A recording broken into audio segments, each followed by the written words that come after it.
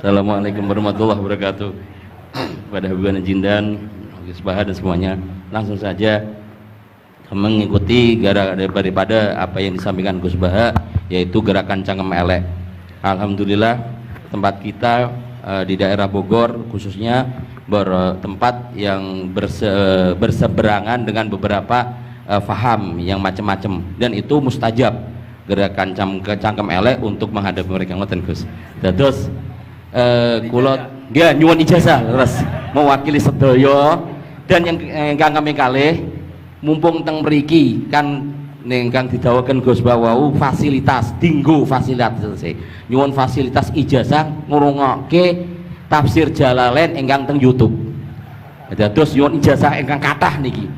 Ambil ijazah yang banyak, fasilitas dari apa yang jadi tadi disebutkan beliau, fasilitas, masyhad dan semuanya. Jadi kita memiliki cara fikir yang enteng, yang enak. Dan mumpung wonten ijazahipun nggih kula suwun ngoten Gus Bang. Ngoten cekap semanten. Assalamualaikum warahmatullahi wabarakatuh.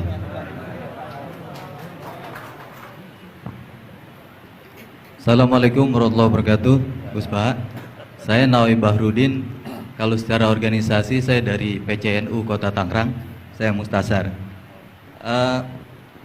Bersyukur sekali saya bisa berjumpa dengan Gus Baha dan Habib Jindan, yang beliau ini keduanya adalah idola saya.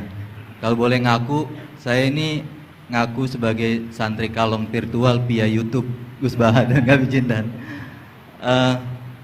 Jadi apa namanya, sejak kecil saya ini dididik secara tradisi tasawuf yang agak tersangat keras begitu ya.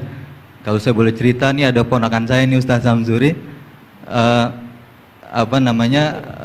kami tuh keluarga besar kami tidak ada yang dulu miara TV Gus, televisi nggak ada, bunga bank juga susah gitu, musik itu haram, speaker nih juga haram nih dulu. Nah perkembangannya kemudian sampai semakin besar, ada idola-idola kami yang agak keras begitu melontarkan kritik kepada pemerintah, yang kemudian itu membuat saya galau gitu ya. Kenapa ulama-ulama kita bersikap terhadap pemerintah keras memberikan kritik? Nah, saya menemukan jawaban bertemu dengan Habib Jindan via YouTube tentunya dulu ya, walaupun saya kebetulan pernah juga silaturahim. Kemudian juga dengan Gus Baha, ini ada perspektif yang berbeda gitu ya, antara relasi ulama dengan umaro. Pendekatannya itu tidak yang kritik, yang bukan sekedar kritik tapi adalah menghujat. Nah ini saya temukan formula yang sangat menjawab kebutuhan saya pribadi, sehingga istri saya ini udah mulai cemburu sama Gus Baha karena saya terlalu sering nonton YouTube Gus Baha. Gitu. Nah yang kedua, soal sanad ya, salah satu bukti saya pernah dengar cerita Gus Baha, agama itu adalah bir riwayah, oleh karena itu perlu sanad. Nah saya merindukan bersanad dengan Gus Baha nih, tapi kan saya bukan santri yang secara langsung. Oleh karena itu dalam kesempatan ini saya ingin minta rukhsah sebetulnya Gus dan Habib, kami ini kalau boleh mewakili diakui sebagai murid Gus Baha, bisa bersanad walaupun dalam pertemuan tatap mukanya saat ini aja baru. Mudah-mudahan ke depan bisa dilanjutkan. Terima kasih Gus. Assalamualaikum warahmatullahi wabarakatuh. Nggak apa-apa Ustadz, sahabat aja sekali ketemu Nabi langsung jadi sahabat kok. Baik, Gus Baha barangkali duluan. Kiai Abdurrahman Sahal, Kiai Ustadz Nawawi. Iya, apa saya Gus? Iya. Begini ya, masalah Cangkem Elek tadi ya. Bakat tuh sampean? Sudah, alhamdulillah sudah bakat. Karena kalau lewat Habib Jindan tidak pantas, beliau biar sempurna saja, tidak usah sanad itu. Jadi begini, dulu ketika Sulhul Hudaybiyah itu kan umat Islam sedikit sekali, terus dipaksa untuk pulang dari Mekah, tidak boleh umroh. Terus sahabat berkomitmen berani mati bela-belain Rasulullah SAW. Ketika berani mati ini digojlok sama orang musyrik. Jangan-jangan setelah kami perang betul, kamu meninggalkan Muhammad. Ini yang omongannya orang musyrik. Abu Bakar, itu semua ulama tahu kalimat itu, cuma tidak usah diterjemah. Umsus bidrollat katanya. Itu adalah Abu Bakar yang ketikan itu. karena memang ekstrim. Terus kedua, ada orang Bedui itu ngukur seorang nabi itu dengan hal-hal yang kurang baik. Misalnya begini, ya Muhammad, kamu ngeklaim tahu berita langit, coba unta saya yang hilang itu di mana? Katanya tahu berita langit, sekarang tahu nggak unta saya hilang itu di mana? Mobil saya di mana? Begitu juga ketika untanya hamil, bunting itu tanya, Muhammad, kalau kamu nabi katanya tahu berita langit, kamu tahu isinya yang di unta saya ini? Itu ada sahabat yang saking nggak kuatnya demi bela nabi itu, udah kalau tanya gitu tanya saya. Terus si tadi orang tadi dibilangin sahabat, nazauta 'alaiha fakanat minha sakhlah. Jadi intinya ini Habib Jintan biar senyum-senyum aja. Jadi intinya kadang ad-difa sama orang-orang gitu mau tidak mau nggak ada pilihan itu. Kalau yang ma'ruf di Quran ya uffil lakum wa lima ta'buduna min dunillah. Jadi ketika Nabi Ibrahim, ini sering saya patah-patah supaya tidak paham semua karena ini sanad kurang baik. Tapi kebutuhan itu. Biasanya yang minta itu yang jenisnya ya seperti ini yang sudah cangkem elek cuma butuh legitimasi gitu. Jadi dia butuh nggak tanggung jawab, dilimpahkan ke saya. Kalau saya kalaupun salah kafaro saya banyak. Saya kan ngapalin Quran. Kalau orang itu hafal Quran, inna wa ta'ala la yu'adzibu qalban wa al Quran. Kalau kamu sekali salah, adabnya banyak. Kalau saya punya penawar banyak itu. Jadi faja'alahum judadan tadi. Siapa yang memecahi berhala ini? Kata Ibrahim, ya yang bawa kapak. Kenapa mecahin? Mungkin sentimen dia ingin disembah sendiri katanya. Tanya yang bawa kapak. Kata orang-orang kafir, kamu kan tahu berhala itu tidak bisa ngomong, masa disuruh nanya gitu. Otak kamu di mana? Nggak bisa ngomong, nggak disuruh nanya. Otak kamu di mana? Ibrahim balik. Ya balik ngendikan, balik mengatakan uffil lakum. Otak kamu lalu di mana? Kayak ditanya aja tidak bisa jawab kok kamu sembah. Jadi di beberapa kesempatan sahabat belain Nabi sampai gitu. Jadi banyak orang Bedui, orang-orang peradaban, karena Nabi itu memang nyatanya mendapat berita dari langit. Mereka terus itu dijadikan alasan. Unta saya hilang di mana Muhammad? Ini di mana? Unta saya ini hamil itu bentuknya kayak apa? Katanya kamu tahu berita langit. Masa gini aja enggak tahu? Ya terus tadi. Saya enggak tahu, sahabatnya mungkin kayak jenengan enggak tahu saya. Terus dia ambil, udah tanya saya aja. Nazauta 'alaiha fakanat minka minha sakhlah. Nazauta itu sudah paling anaknya ya, kayak kamu lah, kamu yang nazauta 'alaiha, enggak usah diterjemah nazauta 'alaiha itu. Tapi potongan-potongan gini tahu kira nazauta 'alaiha itu kayak. Artinya ya memang dalam banyak hal memang nggak bisa dihindari hal-hal seperti itu. Ya tapi tentu yang suasananya ilmiah bukan hadun nafsi ya, suasananya yang ilmiah bukan apa? Hadun nafsi. Karena kadang-kadang memang mau tidak mau kayak ya tadi orang-orang yang menghujat Nabi, orang-orang yang apa itu. Kadang-kadang paling efektif itu ya jawab seperti itu. Ya, jawab seperti itu. Itu sudah berapa tadi? 3 kan? Nah, itu bukti bahwa kadang-kadang itu nggak ada pilihan dalam menjelaskan. Ya, nggak ada pilihan dalam menjelaskan. Ya, maksudnya seperti itu. Tapi tidak tahu saja. Daripada anggawah bibitan kan kasihan. Saya aja yang jawab. Nah, terus tadi yang Jalalain rutin sanad saya memang sebetulnya kalau saya boleh milih di mana-mana sanad tuh ngajinya utuh. Saya dulu ngaji Mbah Mun itu mulai Jamul Jawami, Fathul Wahab banyak. Sebagai keluarga Quran, bapak saya itu hafal Quran tuh kayak Fatihah, ma'ruf itu di daerah saya. Tidak ada orang hafal Quran kayak Fatihah kayak bapak saya itu. Makanya tradisi keluarga kami memang Quran. Terus babah kami juga dari ulama Lasem, Habib Jitan pernah rawuh di mbah saya. Kebetulan pondoknya mbah saya namanya juga Al-Fakhriyah Habib. Jadi karena kalau konstruksinya tidak khatam seperti ini namanya ijazah amma. Ijazah amma ya cukup lah buat rame-rame. Tapi secara keilmuan itu masalah karena konstruksinya belum selesai. Makanya tadi saya senang Habib Jitan ketika cerita ada orang ngajar lumak. Usul fikih itu perangkat yang mau tidak mau untuk alat tafsir. Misalnya begini, wa antasma'u bainal ukhtain, tidak boleh mengumpulkan perempuan 2 yang kakak beradik jadi istrinya 1 orang. Itu bainal ukhtain itu min itlaqil ba'di wa iradatil kul, yang dimaksud Allah adalah mengumpulkan 2 orang yang ada hubungan mahram. Coba kalau kita misalnya bikin gerakan kembali ke Quran, berarti yang haram hanya antasma'u bainal ukhtain. Padahal yang haram adalah bainal mar'ah wa ammatiyah wala bainal mar'ah wa khalatiyah wala bainal mar'ah wa jaddatiyah. Pokoknya 2 perempuan yang ada hubungan mahram tidak boleh dikumpulkan dalam satu pernikahan. Bayangkan kalau orang tidak ahli usul fikih kemudian dia mentafsirkan Quran, terus dia hanya pegang wa antasma'u bainal ukhtain. Itu juga anak tiri. Ada aturannya, lafadz yang keluar karena ghalib itu tidak punya makna. Misalnya begini, anak tiri yang nggak boleh dinikahi adalah waroba ibukumul lati fi hujurikum, anak tiri yang serumah. Padahal anak tiri serumah tidak serumah, kalau ibunya sudah kamu kumpulin kan tidak boleh dinikah.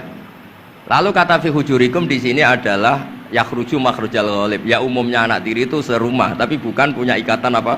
Hukum. Nah, hal seperti itu kan riskan kalau kita tidak mengaji usul fikih, apa kaidah fikih. Misalnya gini, ada ular di dalam, terus kiainya bilang, Jamal ambilkan tongkat ya. Terus kamu karena gak dipanggil namanya, terus gak ngambil tongkat. Oh yang dipanggil Jamal bukan saya. Ini santri geblek dah. Sebenarnya kata manggil itu qaulun nabi li ahadin min ashabi itu qauluhu lil jami'. Yang hal-hal yang baik, yang darurat, siapapun yang bisa melakukan harus melakukan itu meskipun nggak dipanggil. Coba semua wiridan, ya Mu'ad inni uhibbuka fakul dubura kulli sholatin Allahumma a'inni ala dzikrika wa syukrika wa husni ibadatik. Sebagai riwayat fala tada'anna dubura kulli sholat. Terus kamu bilang nama saya ada Mu'ad loh, berarti tidak kena ijazah itu. Itu harus ada analisis usul fikih. Kalau enggak ya habis kita. Semua wiridan tuh ya Abu Hurairah, ya Mu'ad, ya Aba. Nah, terus kamu, saya ada yang di waksiati Rasulullah, ada yang diijazahi, ya ada bisa. Jadi masalah sana tuh maunya kalau sampean orang baik, ya semua kebaikan tuh saya ijazahkan. Ya tapi tentu beda yang ngaji betulan sama yang ngaji begini-begini itu. Ya memang seperti itu, karena kalau ingin jadi ulama konstruksinya memang harus utuh. Karena tadi ada usul fikih, ada kaidah fikih, ada macam-macam kayak tadi wa antasma'u bainal ukhtain. Itu ya zaman Nabi Sugeng sudah nambahi wala bainal mar'ati wa amatiha. Tidak boleh menikahi istri dan budenya atau bulenya. Nah, kenapa Nabi tidak bilang wala bainal mar'ati wa jaddatiha? Kayaknya orang kelainan kalau kepikiran seperti itu. Loh, kalau bule itu masih masuk lah. Ya misalnya istri kamu 17, bulenya 27 kan kok cantik budenya kan masih bisa mikir gitu. Tapi kalau istri kamu 20, mbahnya 80 kok kepikiran itu kan. Sehingga di hadis memang hanya wala binal mar'ati wa ammatiha, wala binal mar'ati wa kholatiha. Nabi tidak mengatakan wala binal mar'ati wa jaddatiha. Kayaknya kalau orang normal tuh tidak kepikiran itu. Ya tapi apapun itu nyatanya Quran hanya wa antasma'u bainal ukhtain. Itu kalau nggak dijelaskan pakai usul fikih, ini min itlaqil badi wa iradil qul secara balaghah. Ya, itu kan tidak bisa. Nah, di sini pentingnya ngaji khatam. Makanya saya suka ngaji Jalalain dengan penjelasan fikih, penjelasan usul fikih, karena supaya orang tuh tahu lah bahwa maknani Quran tadi seperti yang didahulukan Habib Jindan itu. Ya kalau kamu tidak menguasai betul terus akhirnya ngomong menurut saya, Quran kok menurut saya, menurut perasaan saya tidak bisa. Kata Habib Jindan kok biro'ihi, ya sudah pesen tiket di neraka. Ngeri kan? Apalagi sudah biro'ihi dapat penghormatan, dapat uang, dapat panggung. Islam kok menurut saya, loh ini Islam ya menurut Rasulullah, Islam kok menurut saya. Makanya ini saya fanatik bahwa kitab tadi saya tunjukkan ke Habib Jindan beberapa kitabnya Sayyid Muhammad yang menyebut mbah beliau apa supaya mudawwan. Dulu itu ada orang alim alama namanya Les bin Sa'ad. Kata Imam Syafi'i, "Al-Les afqahu min Malik illa annahu daya'ahu ashabu."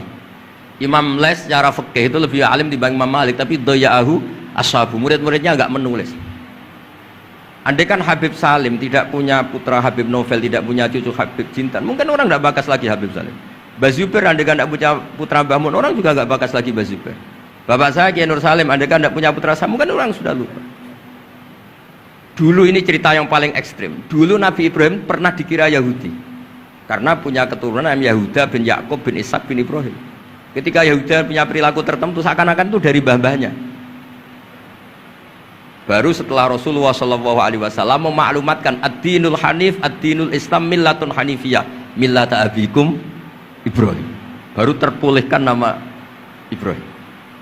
Makanya kalau dalam nasihat Arab itu kama takarrama bi Muhammadin Adnan. Dulu orang tuh nggak tahu Adnan itu siapa, Kusai itu siapa, Kilab itu siapa. Gara-gara punya cucu yang bernama Rasulullah Muhammad SAW, Sayyidul Khalqi, orang nyari-nyari Abdullah itu siapa, Abdul Muthalib itu siapa, Hashim itu siapa. Akhirnya diketahui Sayyid Abdullah itu orang yang ganteng, perilakunya baik. Abdul Muthalib itu orang yang pertama sering makan-makan, ngasih makan orang haji, gini-gini. dikatakan Syaibatul Hamdi karena terus orang ini dikatakan wasumi afisul bin Nabi sallallahu alaihi wasallam dzakara wa ta'ala walabba, ini dikatakan kusoi litakosi fi biladi atal kosia, terus dikatakan kilab likas roti takalubi fil ardi karena orangnya aktif sering berjuang di mana-mana terus. Jadi makanya kalau jenengan punya anak punya cucu doakan jadi orang baik karena status anda ini tertera cucu-cucu anda. Lho nggih misalnya bapak sampean alim terus putune nak domino di situ mabuk-mabuk di situ itu disatakan makam keramat apa tempat mabuk. Nah, makanya dzurriyyah ini penting. Makanya ketika Allah memberi hadiah pada Rasulullah Muhammad SAW kepada semua nabi itu disebut wa ja'alna dzurriyyatahu humul baqin. Ketika dikatakan kalimat tauhid juga wa ja'alaha kalimatam baqiyatan fi aqibi. Makanya ukuran orang baik itu ya anaknya, cucunya, apa-apanya karena ini yang meneruskan status kita. Ya jelas ya. Itu kalau anda ini ngaji khatam konstruksi itu tahu. Tapi kalau tidak khatam ya hanya modal qabilna terus. Ya tapi ya gak apa-apa daripada sama sekali. Malah yudroku kulluh la yudroku. Nggih kersane disambung Habib Jidat. Mau kersane kula ikut dengarin ya. Yang cangkem pelek ada usah Habib Sadok aja Habib. Jenengan enggak patut yang itu. Yang sanad aja. Mboten sampun. Mboten sampun. Yang sanad ijazah amal. كما إن صحت لنا الإجازة كما أجازنا سيد الوالد الحبيب نوفل بن سالم بن أحمد بن جندان عن والده الحبيب سالم بن أحمد بن جندان عن شيوخه جميعا عن الوالد الحبيب نوفل عن جد الحبيب علي بن عبد الرحمن الحبشي وكذلك كما أجازنا الجد الحبيب محمد بن علي بن عبد الرحمن عن والده الحبيب علي بن عبد الرحمن الحبشي وكما أجازنا شيخنا ومربينا الإمام الحبيب عمر بن محمد بن سالم بن حفيظ عن شيوخه وكما أجازنا شيخنا الحبيب علي المشهور بن محمد بن سالم بن حفيظ وشيخنا السيد محمد بن علي بن عباس المالكي والحبيب عبد القادر بن أحمد السقاف والحبيب أبي بكر بن علي بن أبي بكر بن علي بن عبد الرحمن المشهور والحبيب زين بن إبراهيم والحبيب سالم بن عبد الله بن عمر الشاطري وأخيه الحبيب حسن جميع مشايخنا فبأسانيدهم إن صحت لنا الإجازة أجزناكم في تعلم والتعليم تذكر التذكير في الدعوة إلى الله تعالى وفي أذكار سادة بني علوي وفي كل ما يقربكم إلى الله إن صحت لنا الإجازة أجازناكم بذلك.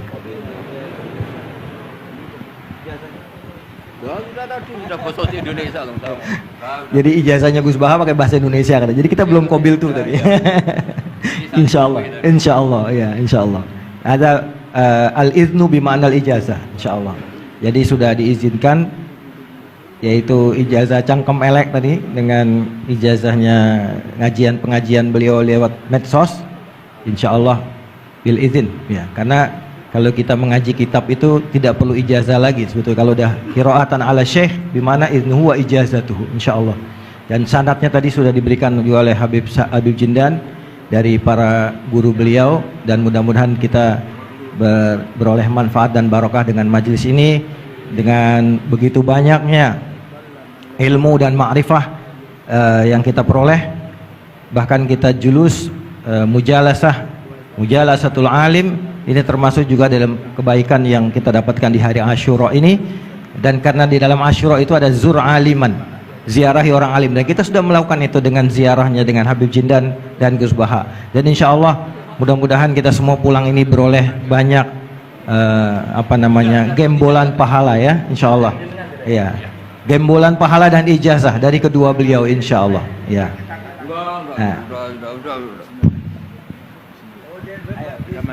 Ya, ajazakum kama ajazalana syekhuna wa syekhu syekhina Maimun Zubair wa aslafuhu ila Rasulillah sallallahu alaihi wasallam. Bilal ijazah wa tasyarrafna bikum wa jazakumullah khairan katsiran. Kiai Yusuf Mansur mau ngasih ijazah nggak? Kali, kalau Kiai Yusuf Mansur ngasih duit aja sama kita buat ongkos pulang. Setuju nggak kira-kira? Oh setuju katanya. Baik, baik. Alhamdulillah majelis kita berjalan begitu lancar, mudah, tidak ada gangguan kendala dan semuanya pasti karena barokah para masyayikh kita, para ulama-ulama aslafun saleh yang telah meridhoi dan ridho dengan majelis kita ini. Kita doakan guru-guru kita yang ada di depan ini, beliau-beliau semoga selalu diberikan sehat, panjang umur dalam doa, dalam memberikan manfaat dan ilmunya kepada kita semua, dan menjadikan kita semua yang ada di majelis ini juga selalu menjadi tullabul ilm yang istiqomah, yang selalu meneruskan, insya Allah kita teruskan kepada generasi penerus kita, anak-anak cucu kita dalam tradisi keilmuan ahlu sunnah wal jamaah yang insya Allah akan selalu eksis di bumi Nusantara ini. Amin ya rabbal alamin. Saya sebagai moderator mohon maaf jika ada kalimat yang keliru dan salah. Kita akhiri dengan membaca subhanakallahumma wa bihamdika asyhadu an la ilaha illa anta astaghfiruka wa atubu ilaik. Dan sebelumnya ada pemberian cindera mata oleh Yayasan Fakhriyah kepada Gus Baha dari Habib Jindan.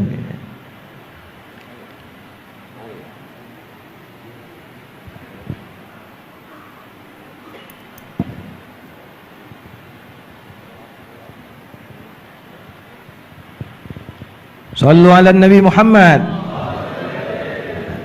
Kita senang dengan keberadaan beliau berdua ini, Masya Allah. Dan yang kedua dari Majelis Silaturahim diserahkan oleh Ustadz Mustafa Ismail. Fadhal, silakan.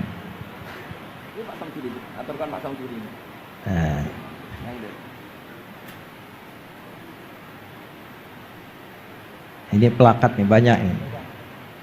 Nanti Gus Baha di rumahnya banyak plakat ini. Mudah-mudahan lemarinya ada Gus ya buat banyak.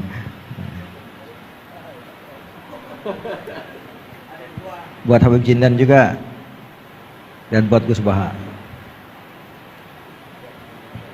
Baik.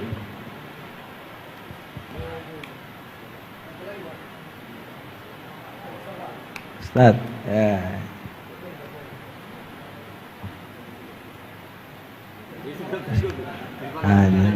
Saking girangnya sama Gus Baha sampai lupa plakatnya mesti kasih.